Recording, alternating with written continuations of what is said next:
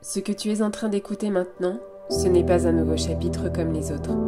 C'est la suite directe de ton histoire, celle que tu as commencée, là, dans le chapitre 1. Quand tu as quitté l'ancien monde, porté par l'élan du mat, tu as marché, sans te retourner.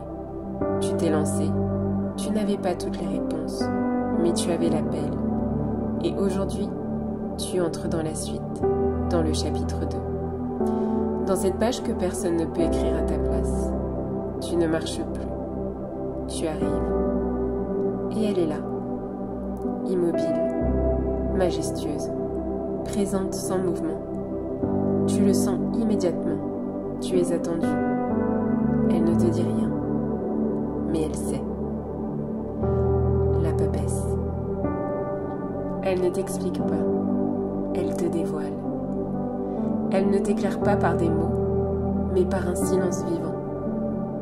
Elle est le seuil, celui que l'on ne franchit pas en courant, mais en écoutant ce qui se lève de l'intérieur. Tu la regardes, et tu vois le livre, ouvert, déjà écrit sur ses premières pages, et pourtant encore vierge pour tout le reste. C'est ton livre, celui que tu es venu écrire, et elle détient le commencement. Tu ressens alors, au sommet de ton crâne, une pulsation, comme si quelque chose s'ouvrait. C'est subtil et c'est puissant. Ton chakra couronne s'active. Ce n'est pas une lumière extérieure qui descend, c'est une mémoire intérieure qui remonte. La papesse ne te donne pas les clés. Elle te regarde les retrouver.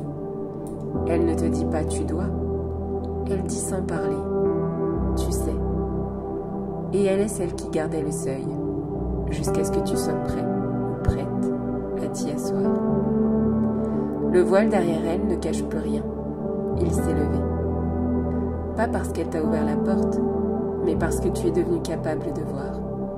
Ce que tu vis maintenant n'est pas une pause.